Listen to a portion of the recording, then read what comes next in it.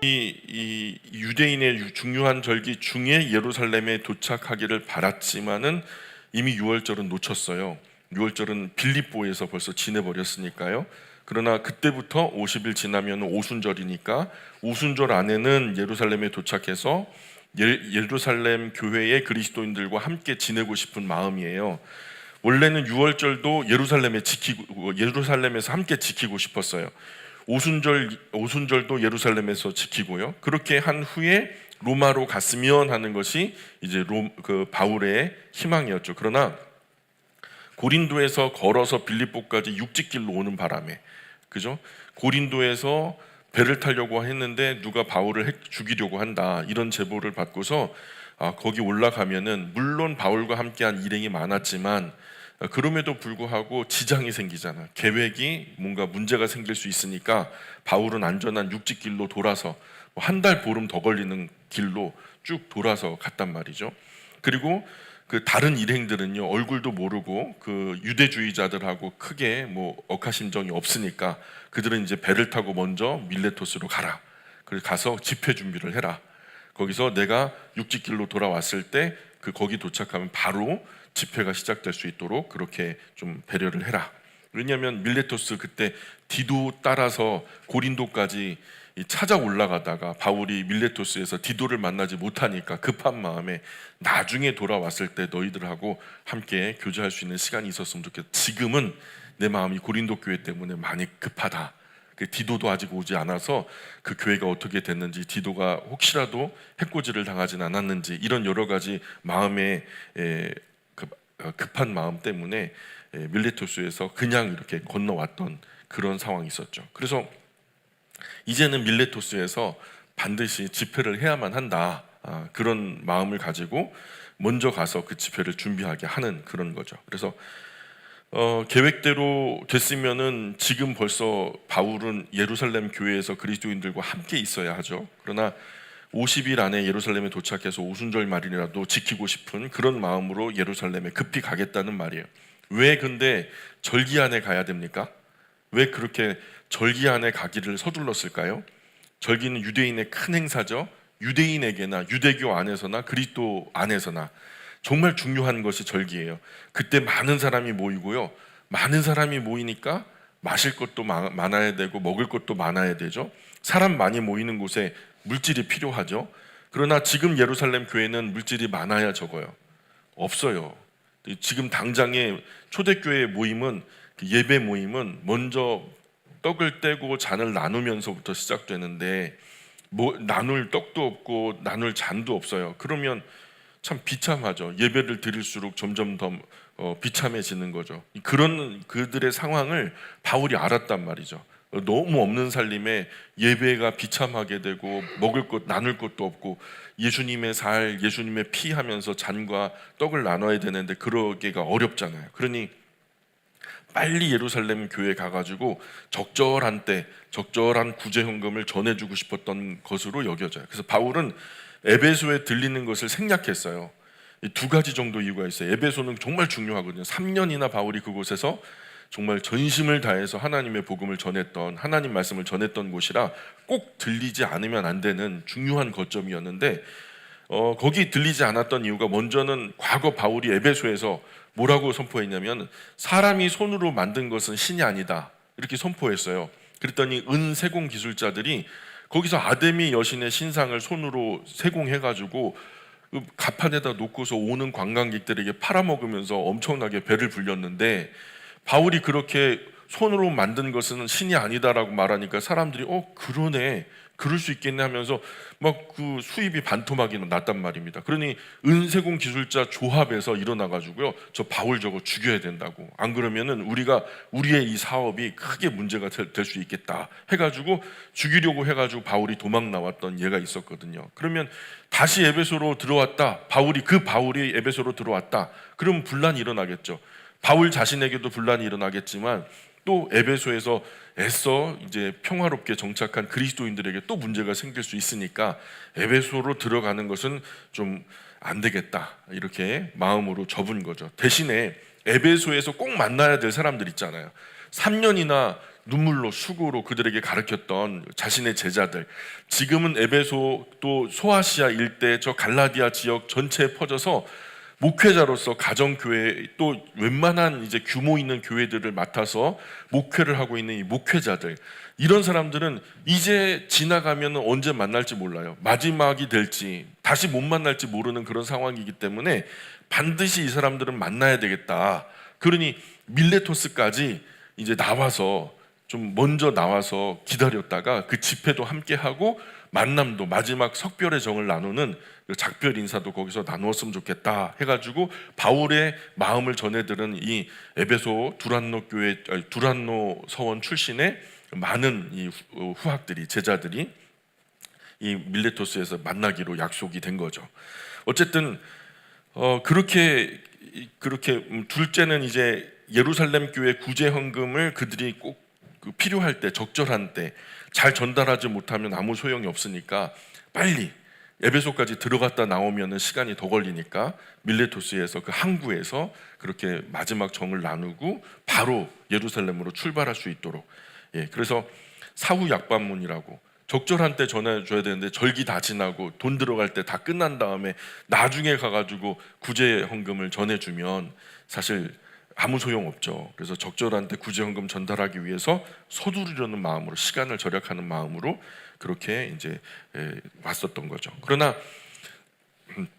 에베소에 들리는 것은 포기하고 하더라도 에베소에 들리는 것은 포기하고서라도 에베소에서 꼭 만나야 할 사람이 있어요. 그죠? 에베소의 장로님들. 그래서 그 17절 볼까요? 20장 17절.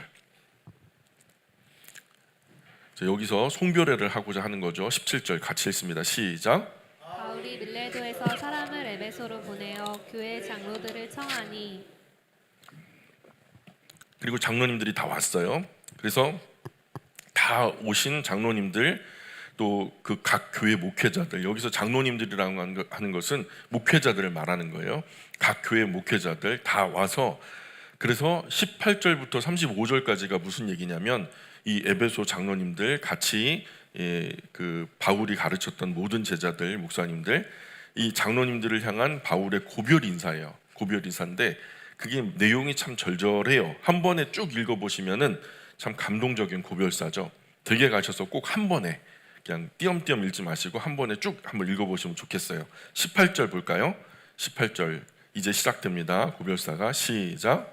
오매 그들에게 말하되 아시아에 들어온 첫날부터 지금까지 내가 항상 여러분 가운데서 어떻게 행하였는지를 여러분도 아는 바니. 아시아에 들어온 첫날부터, 아시아라고 하면은 에베소에서 들어온 첫날부터 이런 의미예요. 그래서 이 당시에 아시아는 에베소, 서모나, 뭐 보가모, 두아디라, 사데, 빌라델비아 이외에 여러 그 우리가 요한계시록에 나오는 7교회 있죠. 그 교회들을 포함한 전체 지역을 소아시아 지역이라고 하는데, 이 아시아에 들어온 첫날부터라는 말은 에베소에 들어온 첫날부터 이런 의미랑 똑같아요. 그래서 에베소에서 3년 동안 어떻게 일했는지 너희가 다 알고 있다. 이런 말이죠. 19절 계속 읽습니다. 시작. 곧 모든 겸손과 눈물이며 유대인의 관계로 말미암아 당한 시험을 참고 주를 섬긴 것과. 제가 어떤 겸손과 어떤 눈물로 여러분을 섬겼는지 여러분이 더 잘 아십니다. 유대인이 저를 해치려는 음모로 저는 여러 번 위험에 처했었습니다. 그러나 저는 그 모든 위험을 감수하면서 여러분에게 하나님의 말씀을 아주 성실하게 진실하게 가르쳐 주려고 주님께 진심을 다해서 섬겼습니다. 뭐 이런 얘기죠. 20절 21절 계속 읽습니다. 시작.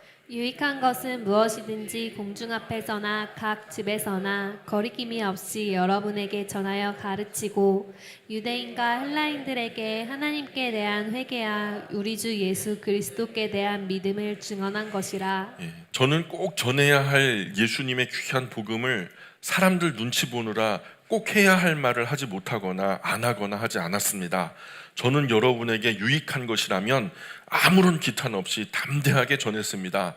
그렇게 유대인과 헬라인에게 똑같은, 우리가 죄에서 떠나 우리 주님 예수님을 반드시 온전히 신뢰해야 하며 그리고 하나님께로 돌아와야 한다라고 하는 이 한 가지 진리만을 강조하며 가르쳤습니다. 그러니까 이 바울의 복음 전함은요, 회심과 신앙을 동시에 가르친 거예요. 회심과 신앙. 따라해 보실까요? 회심, 신앙.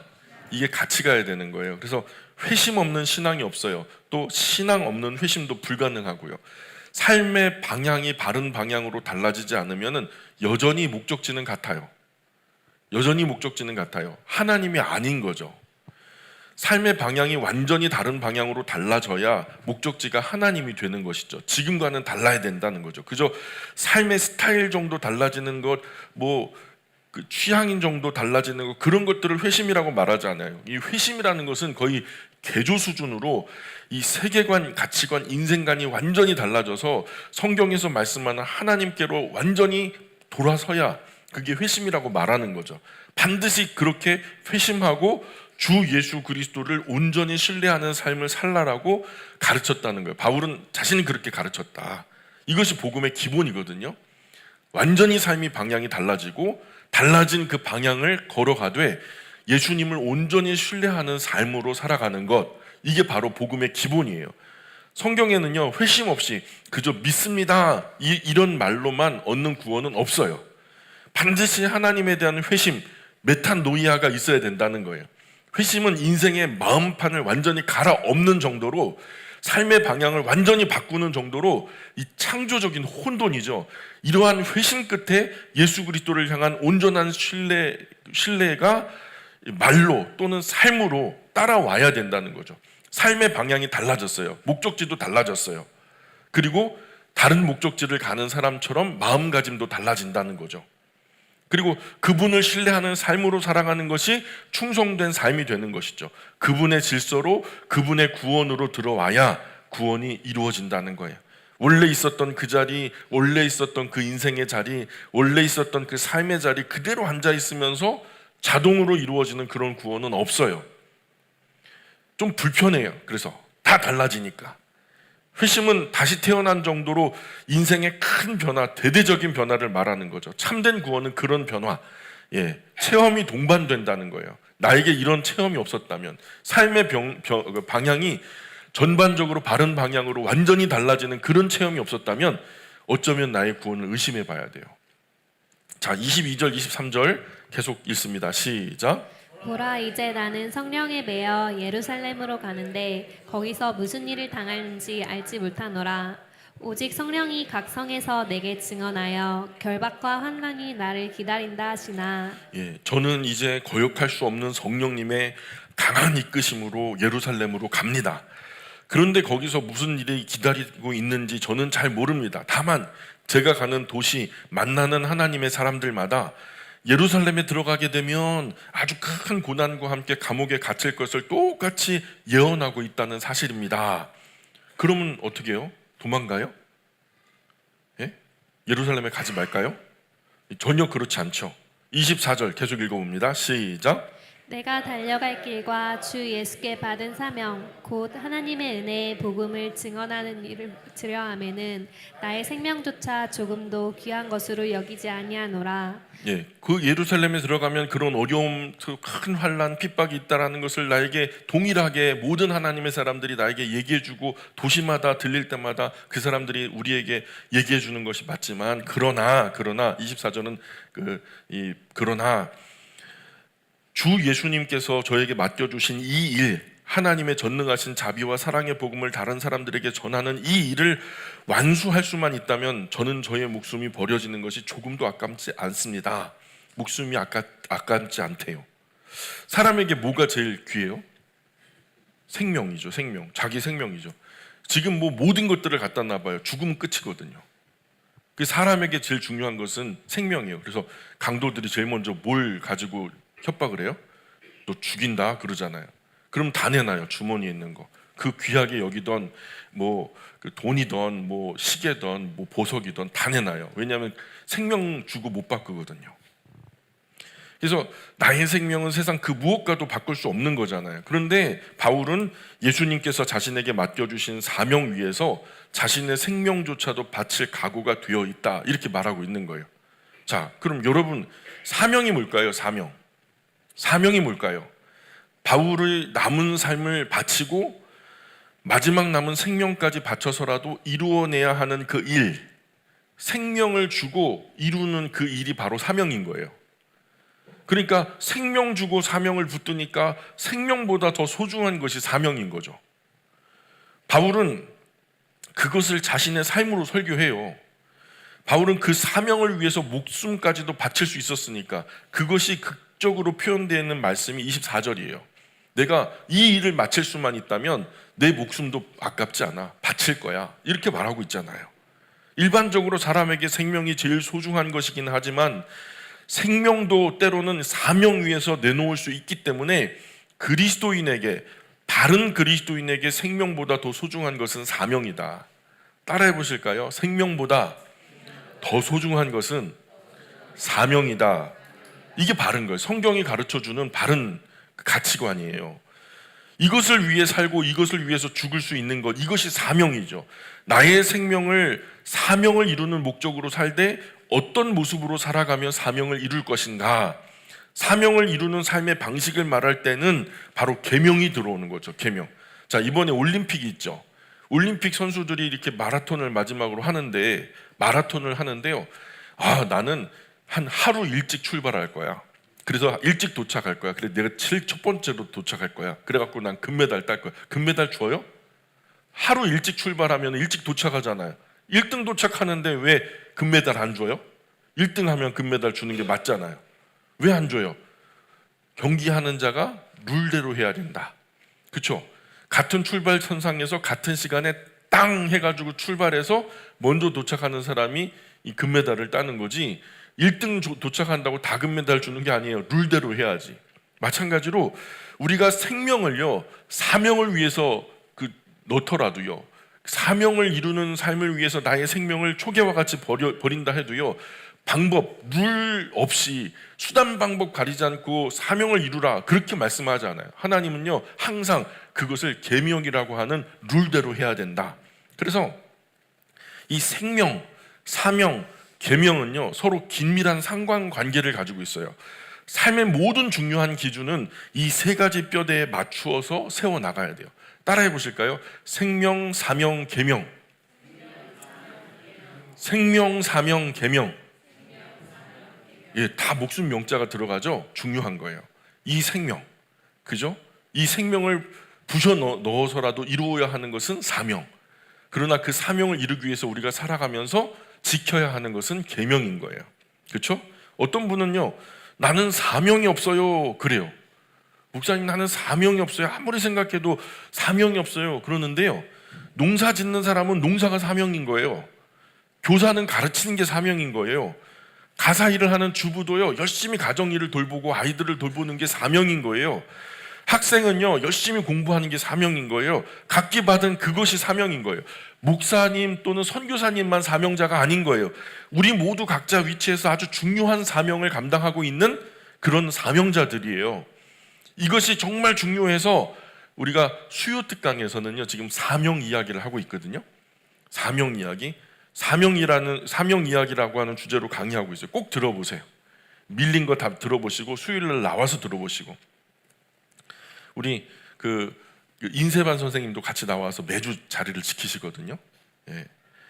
어쨌든 대한예수교 장로회 신학의 틀 기초, 기본 교리의 틀은요, 존 칼빈이라는 하나님의 사람이 성경을 기초로 해서 만든 건데, 존 칼빈은 자기 직업이 곧 사명이라는 거예요. 너가 하고 있는 그 일이 곧 사명이라는 거예요. 평생 놓을 수 없는 직업이 있다면 그것이 곧 사명이라는 거예요. 꼭 목사님, 선교사님만 사명자가 아니고 각종 직업을 가진 모든 사람, 가정주부도 다 사명자라는 거예요. 모두 다 사명의식을 가지고 직업에 임해야 된다. 하나님 앞에서 떳떳하지 않을 것 같은 그런 직업은 갖지도 말아라. 그죠? 모든 직업이 다 사명이라고 하니까 막 몸 팔고 뭐 나쁜 짓 해가지고 막 그런 것도 사명입니까? 아니, 그건 아닌 거죠. 하나님 앞에서 내 직업이 떳떳해야 된다는 거죠. 그런 직업일랑 갖지도 말아라. 그래서 바울이 자신이 하는 일에 목숨 바칠 만한 일이라고 여기고 이렇게 고백하고 있는 거예요. 주 예수께 받은 사명, 곧 하나님의 은혜의 복음을 증언하는 일을 마치려 하면은 나의 생명조차도 조금도 귀한 것으로 여기지 않는다. 이렇게 고백을 하고 있어요. 자, 바울은 목숨 걸고 자기 길을 가는 거예요. 지금 예루살렘에 들어가면 환난과 핍박이 자기를 기다린다는 거예요. 틀림없는 사실이죠. 바울도 잘 알고 있어요. 그 환난도 그 핍박도 두려운 것이 맞아요. 우리도 근현대사에 들어와서 독재 아래 막 성고문, 물고문, 구타, 그야말로 참혹한 인권유리 많았잖아요. 그렇죠? 그런데 2000년 전 지금보다 얼마나 그 인권유린이 심했겠어요. 바울이 돌에 맞고요, 죽은 줄 알고서 그냥 쓰레기장에 버려졌어요. 그리고 40에서 하나 감한매를 갖다 5번이나 두드려 맞고요. 예.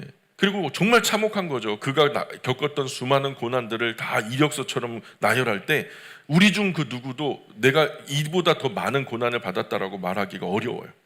죽음에 이르는 공포를 가질 수밖에 없는 거예요. 죽을 수도 있겠다. 두 손 꽁꽁 묶여 갇히는 거죠. 말도 안 되는 조리돌림, 구타, 고문, 참혹한 인권유린 공포 아니겠어요? 여기서 죽을 수도 있겠구나. 그런 것이 기다리고 있다고 하지만 나에게 주어진 사명 위에서 생명조차도 조금도 아끼지 않고 예루살렘으로 나는 올라가겠다. 예, 그런 말을 지금 바울이 하고 있는 거예요. 25절 계속 읽어볼게요. 25절 시작. 보라, 내가 여러분 중에 왕래하며 하나님의 나라를 전파하였으나 이제는 여러분이 다 내 얼굴을 다시 보지 못할 줄 아노라. 예, 바울이 죽어서 다시 돌아오지 못할 수도 있죠. 예루살렘에 가가지고 죽을지도 모른다 하니까 죽어서 다시 못 돌아올 수도 있고, 바울이 나이가 많아서 그대로 돌아가실 수도 있고, 지금 바울을 만나고 있는 사람들이 에베소 지역 장로님들인데 이분들 또한 나이가 지긋한 분들이거든요. 그러니까 바울이 다시 돌아와도 보지 못할 수도 있고요. 그러다 보니까 이대로 헤어지면 이제 마지막 만남, 이대로 빠이빠이, 만나지 못할 수도 있다는 거예요. 사실 바울이 이때 가서 돌아오지 않은 것이 아니라 나중에 보면요, 4차로요 이제 이 로마에서 2년간의 가택연금 상태가 끝나고 이제 디모데 후서에 보면은 바울이 다시 돌아와요. 예, 그때 바울은 돌아올 수 있을 거라고 생각하지 못했어요. 그래서 이런 석별의 인사를 나누고 있는데 다시 돌아오거든요. 돌아왔다 해도 그 에베소 지역 장로님들 중 연세 많은 분들은 이미 세상 떠났을 가능성도 있고요. 그래서 그들 중에는 바울을 다시 못 볼 사람들이 있는 거죠. 그래가지고 26절 27절 읽습니다. 시작. 그러므로 오늘 여러분에게 증언하거니 모든 사람이 피에 대하여 내가 깨끗하니 이는 내가 꺼리지 않고 하나님의 뜻을 다 여러분에게 전하였음이라. 예, 그러므로 저는 이 자리에서 분명히 말씀드려요. 앞으로 여러분 가운데 누가 어떤 심판을 받게 되든 그것은 저의 책임이 아닙니다. 왜냐하면 저는 하나님의 모든 말씀을 여러분에게 남김없이 가르쳐 선포했기 때문입니다. 저도 똑같이 말씀드릴게요. 저 이 자리에서 분명히 말씀드려요. 저도 할 수 있는 대로 우리 영광 가족 모두에게 성경 66권 전부를 여러 번 전해드렸어요. 앞으로도 그럴 거고요. 예, 66권 전부 마음 다해 전했고요. 틀리지 않게 바르게 전하려고 노력했어요. 다만 여러분이 현장에 없었거나 또는 마음이 없어서 또는 관심이 없어서 듣지 못하고 보지 못했을 수는 있어요. 그러나 그것은 저의 책임은 아니에요. 그렇죠? 다 큰 어른을 제가 무슨 수로 붙잡아 앉혀갖고 듣고 보게 합니까? 인격적으로 전했지만 듣지 못하고 보지 못한 것은 본인 탓이에요. 제 탓으로 돌리면 안 돼요. 그러니까 저는 책임질 일 없어요. 분명히 말씀드려요. 제가 분명히 여기서 전하지 않은 거 아니잖아요. 전했는데 없었거나 관심이 없거나 마음이 없거나 해가지고, 다행인 것은요, 아직은 기회가 있어요. 그죠? 아직은 기회가 있어요. 28절 계속 읽어봅니다. 시작. 여러분은 자기를 위하여 또는 온 양떼를 위하여 삼가라. 성령이 그들 가운데 여러분을 감독자로 삼고 하나님이 자기 피로 사신 교회를 보살피게 하셨느니라. 그러니 여러분 이제 정신 바짝 차리고 성령님께서 주신 여러분의 양떼를 돌보십시오. 자, 여기 모인 분들이 누구죠? 다 목회자들이에요. 각기 자기의 가정교회나 규모 있는 어떤 교회들을 이제는 앞장서서 이끌고 있는 목회자들이에요. 그러니까 지금 내가 여러분에게 했던 것처럼 정신 바짝 차리고 여러분도 여러분에게 맡기신 그 양떼, 주님께서 여러분에게 맡기신 그 양떼를 잘 돌보세요. 성령님은 당신을 그들의 리더로 세우셔서 하나님께서 자신의 피로 값주고 사신 그 교회를 당신에게 맡기신 겁니다. 이렇게 말하는 거죠. 우리 아버지들, 우리 가정을 똑바로 돌보세요. 예, 여러분의 양떼예요. 우리 아버지들의 양떼라고요. 아내와 우리 아이들까지도 나의 양떼다 생각하고 사명자로서 목숨 걸고 제대로 지키시라고요. 그냥 밥 먹여 살리는 거, 좋은 옷 입히고 뭐 안전한 곳에서 살게 하는 그게 아니라, 그것 물론이고요, 그걸 넘어서서 정신적으로 영적으로도 이 가정 안에 하나님의 구원이 늘 임할 수 있도록, 정신적으로도 영적으로도 돌보는 일을 우리 아버지들 똑바로 하셔야 돼요. 우리 어머니들 물론이고요. 이 일에 돕는 배필로서 하나님께서 주신 거니까요. 함께 협력해서 가정과 가문의 복음화를 위해서, 우리 다음 세대를 위해서 이 일들을 잘 감당해야 될 줄 믿습니다. 자, 29절 30절 계속 읽어볼게요. 시작. 내가 떠난 후에 사나운 이리가 여러분에게 들어와서 그 양떼를 아끼지 아니하며 또한 여러분 중에서도 제자들을 끌어 자기를 따르게 하려고 어그러진 말을 하는 사람들이 일어날 줄을 내가 아노라. 제가 여러분을 떠난 후에 사나운 이리 때와 같은 거짓 교사들, 그죠? 유대교에서 와서 다시 유대교로 데려가려고 유대주의자들이 지금 갈라디아 지역에서도 막 회방을 하고 있고, 아시아 전역에 막 돌아다니면서 교회마다 들어가서 막 회방을 하고 있어요. 자, 여러분의 양떼를 마구 해칠 겁니다. 그리고 여러분 안에서도 진리를 왜곡하는 사람들이 안에서도 생겨날 거예요. 그래서 외부적으로도 내부적으로도 문제가 생긴다는 거예요. 왜? 바울이 떠나면. 바울이 든든하게 지키고 꼼꼼하게 지켰는데 바울이 떠나가게 되면은 외부적으로도 내부적으로도 반드시 문제가 생길 겁니다. 이렇게 말하는 거예요. 그래서 예수님이 아닌 자신을 따르라고 말할 겁니다. 이렇게 얘기하는 거죠. 초대교회 7 집사님 중에 니골라 같은 사람이 있어요. 초대교회 7 집사님은 성령이 충만해서 모두에게 칭찬받는 사람들이었어요. 근데 그 7명의 사람 중에서도 니골라라는 사람이 나중에 성경의 진리를 철학을 기준으로 재배열을 해요. 그래서 성경이 철학을 해석하는 것이 아니라 철학이 성경을 해석해버리니까 문제가 생겨요. 그렇게 생겨난 초기 영지주의로 오염된 가르침으로 초대교회 많은 사람들을 잘못된 길로 이끌어요. 그래서 요한계시록 2장에 보면 예수님 말씀하시는데, 너희 안에 니골라당의 교훈을 지키는 사람들이 있다. 나는 니골라당의 행위를 미워한다 그래요. 예수님이 미워하신대요. 7 집사님 중에 한 분이 이렇게 잘못된 길로 갔단 말이에요. 자, 20장 31절도 읽어볼까요? 20장 31절 시작. 그러므로 여러분이 읽게요. 내가 3년이나 밤낮 쉬지 않고 눈물로 각 사람을 훈계하던 것을 기억하라. 그러니 여러분의 양떼를 잘 지켜내십시오. 제가 여러분과 함께 보낸 그 3년을 절대 잊지 마십시오. 그때 제가 밤낮으로 여러분을 보살피며 그토록 흘렸던 나의 많은 눈물을 꼭 기억해 주십시오. 그런 나의 3년을 기억하셔서 여러분도 그런 목회를 해주시기를 바랍니다. 이렇게 부탁하는 거예요. 어떻게 하나님의 교회에 이런 흉악한 일들이 들어와서 하나님의 교회를 회방할 수 있나요? 뭐 그런 생각 들죠. 하나님이 함께 계시는데 이 교회를 누가 틈타? 악한 영들이, 더러운 마귀 귀신들이, 아이고 목사님 말도 안 되는 소리입니다. 이 교회는요 하나님이 좌정하셔서 아무도 못 건드립니다. 이렇게 생각하시는 분이 있을 수 있어요. 그런데요, 그 성경을 잘 안 봐서 하는 말이에요. 성경을 보면요 항상 그런 일이 있어 왔어요. 예수님께서 선택한 12제자 중에도 누가 있죠? 가룟 유다가 있어요. 예수님을 은 30에 팔아버려요. 방금 말씀드렸듯이 처음 세웠던 충성된 일꾼, 성령으로 충만하고 사람들에게 칭찬받는 7 집사님 중에도요 니골라라고 하는 분이 영지주의 이단에 빠지죠. 예루살렘 교회도 할례당 율법주의자들 때문에 끊임없이 고통을 당하죠. 12 사도가 눈 시퍼렇게 뜨고 예루살렘 교회를 지키고 또 지키는데도 이런 문제가 생겨요. 고린도 교회에 사탄의 일꾼으로 광명한 천사로 가장한 사람들이 들어와가지고 고린도 교회를 완전히 쑥대밭으로 만들어놨죠. 그거 추순하느라고 바울이 진짜 죽을 뻔했어요. 또 요한계시록 2장에 보면은 예수님께서 두아디라 교회에 이세벨의 교훈을 따르는 사람들이 있다. 이 음란한 거예요. 음란한 것들을 따르는 그런 것들이 있다. 그리고 요한계시록 2장 중반에 보면 버가모 교회는요 발람의 교훈을 따르는 사람들이 있다. 돈 받고 뭔가를 하고 막 그러는 거죠. 발람이 어떤 대가를 가지고 막 그렇게 했으니까요. 그 모세 때에도 고라, 다단, 아비람, 온이 당을 지어가지고 모세에게 반기를 들죠. 왜 너만 지도자를 하냐? 그리고 하나님이 그렇게 함께 하시는데도 그죠? 거의 볼 수 있게, 체험할 수 있게, 하나님이 분명히 자기 눈으로 목격할 수 있을 만큼 선명하게 일하시는데도요, 그런 때도 바로 일어나서 반역하는 사람들이 생겨났단 말이에요. 에스라 시대 요나단 야스야가 일어났죠. 무슬람과 레위 사람 삽부대가 그런 반역의 일들을 도모하면서 이런 사람들이 이방 여자 척결해서 돌려보내는 그 일을 반대하면서 이미 결혼했는데 뭘 문제가 됩니까? 막 이렇게 하죠. 느헤미야 때에도 산발랏 도비아 같은 사람들이 선한 일을 회방하고요. 이 예루살렘 중수 성전과 성벽의 재건을 갖다가 회방하고요. 그러니까 하나님 교회는 하나님이 지키신다. 물론 하나님이 지키시죠. 그러나 아무런 이단도 사이비도 안 생길 것이다. 하나님이 돌보신다. 근데요, 이거 아니란 생각이에요. 성경은 전혀 그렇게 말하지 않아요.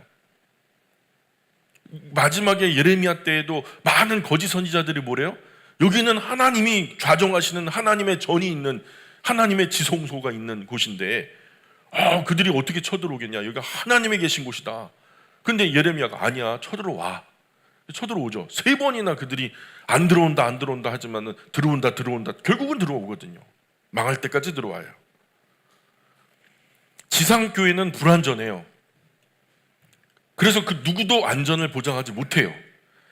이단 사이비 배교자 회방자 반역자 안 생기면 정말 좋죠. 교회 안에 이런 사람들이 없으면 좋죠. 그러나 현실은 그렇지 못하다고요. 성경은 이미 말씀하는 바예요. 교회에 이런 존재들이 일어날 수 있다. 내부적으로도 일어날 수 있고 외부적으로도 침투할 수 있다. 그러니 교회는요, 지상교회는요, 항상 조심해야 된다. 이 지상교회와 같은 개념이 가정이에요. 가정도 마찬가지예요. 내부적으로도 외부적으로도 이런 대적들이 일어날 수 있어요. 그러니까 항상 조심해야 된다. 바울이 말하는 거예요. 32절 볼게요. 32절 시작. 지금 내가 여러분을 주와 및 그 은혜의 말씀에 부탁하노니 그 말씀이 여러분을 능히 든든히 세우사 거룩하게 하심을 입은 모든 자 가운데 기업이 있게 하시리라. 이제 저는 하나님의 은혜의 말씀에 여러분을 맡깁니다.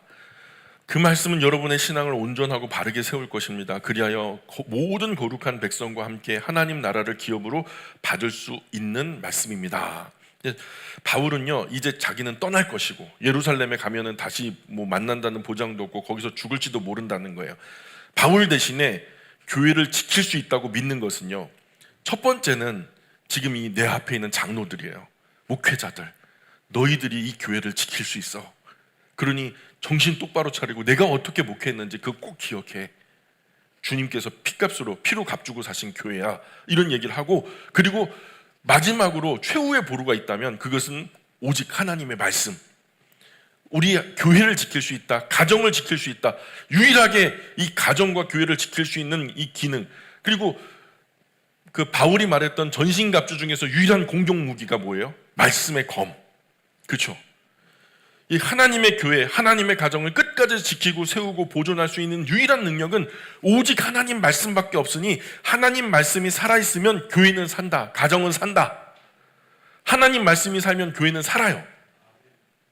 오늘 교회가 마귀와 거짓 교사들로부터 파상 공세를 당하고 있죠. 그러나 많은 교회가 지켜낼 내성이 없어요. 왜냐하면 많은 교회, 대부분 교회가 하나님 말씀이 제대로 선포되고 있지 않기 때문에 이제 교회는 누가 무슨 짓을 해도 통제하기가 어려운 상황이 되어버렸어요. 바로잡아야 할 잘못된 부분이 정말 많아요. 그러나 정작 바로잡으려고 하면 현지증이 나죠. 성경대로 바르게 해야 되겠다라고 어디부터 칼을 댈지, 진짜 어디서부터 손을 대야 될지 모를 정도예요. 교회 안에 일어나고 있는 현상이요, 악한 영과 더러운 귀신의 역사인지 성령의 역사인지 그리스도인이요, 심지어 목회자도 구분을 못해가지고요, 그런 반역의 일에 앞장서요. 북향안문에서 그냥 연기처럼 피어오르는 그곳에서 더러운 것들을 섬기는 그 모습을 보고서 하나님 얼마나 가슴 아파요. 수많은 교회와 그리스도인이 신비주의로 물려가고 있어요. 걷잡을 수 없이 통제가 안 돼요. 성경은 그것을 말하지 않습니다라고 말해요.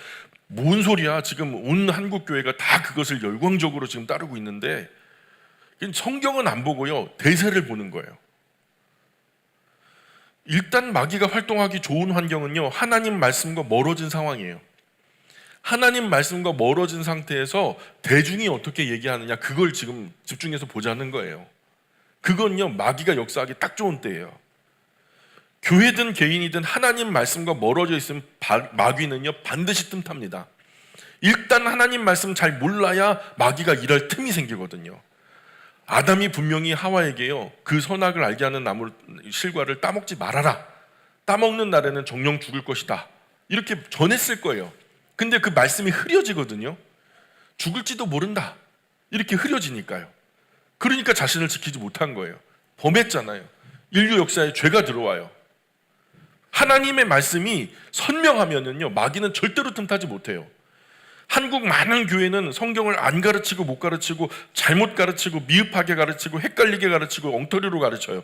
가르쳐도 그 가르침의 깊이가 너무 얕아요. 성경 교육도 성경 5분 10분 읽고 전해요. 아주 짧아요. 그러다가 찬양 시작하면요 찬양을 갖다가 그냥 수시간을 해요. 머리가 현기증이 날 때까지 찬양을 불러요.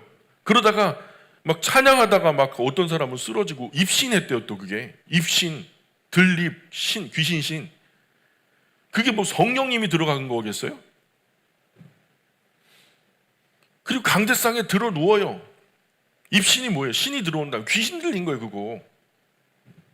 그 신이 성령님이 아니거든요. 악한 영 더러운 귀신이 교묘하게 파고 들어가고 수시간 동안 개처럼 막 짖게 해요. 막 그리고 막 대책 없이 웃게 만들고 막 뭐 슬픈 일도 없는데 막 계속 울어요.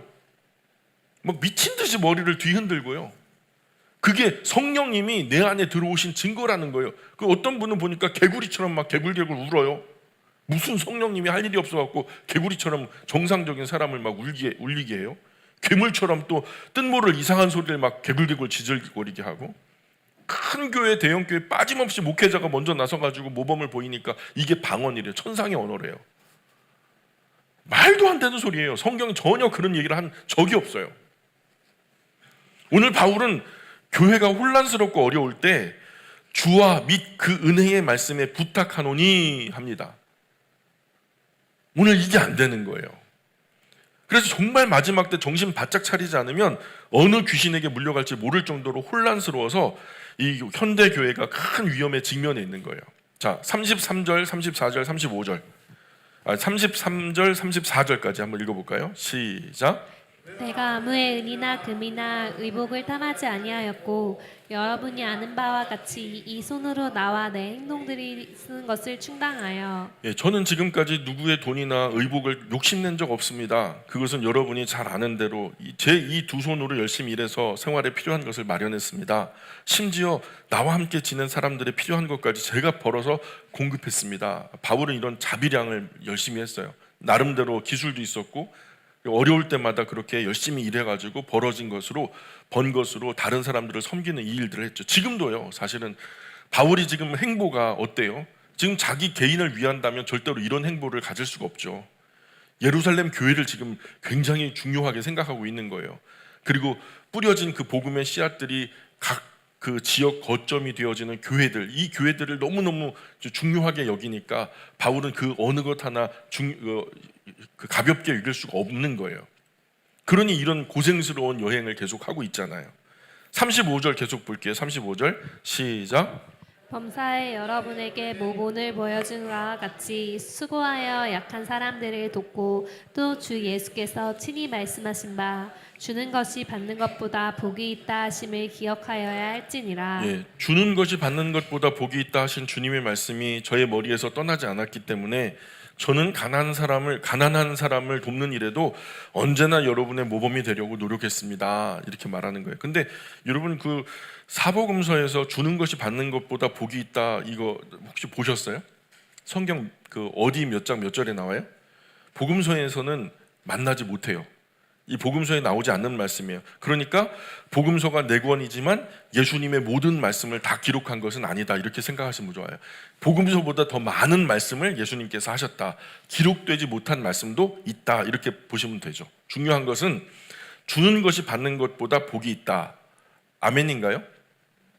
여러분 동의하십니까? 주는 것이 받는 것보다 복이 있다. 받는 사람 하고 싶어요? 주는 사람 하고 싶어요? 그렇죠. 주는 사람이 복이 많은 거예요. 많으니까 주죠. 없으면 받기만 하죠. 그렇죠. 주는 자가 받는 자보다 복이 있다는 거 확실해요. 그죠? 자, 이 36절 36절부터 38절까지 말씀. 이제 그 35절까지가 이제 고별 인사였고요. 그리고 36절부터 38절까지가 이제 마지막 마무리 글이에요. 한번 읽어봅니다. 시작. 이 말을 한 후 무릎을 꿇고 그 모든 사람들과 함께 기도하니 다 크게 울며 바울의 목을 안고 입을 맞추고 다시 그 얼굴을 보지 못하리라 한 말로 말미암아 더욱 근심하고 배에까지 그를 전송하니라. 예, 밀레토스에서 이제 마지막 해안가 항구까지 따라 나오고요. 바울은 한 사람 한 사람 어느 교회 목회자인지 다 알잖아요. 그가 3년 동안 목회를 같이 공부를 하면서 어떻게 어떤 고민과 또 개인적인 어떤 사연까지 다 알고 있으니까요. 목회자 한 사람 한 사람 끌어안으면서 다독이면서 열심히 해. 나 대신에 나를 위해서라도 예수님 피 흘리신 피로 값주고 사신 이 교회를 위해서 열심히 해. 토닥일 때마다 장로님들이 펑펑 울음이 터지는 거죠. 막 통곡이 나오는 거죠. 다시 못 본다고 하니까.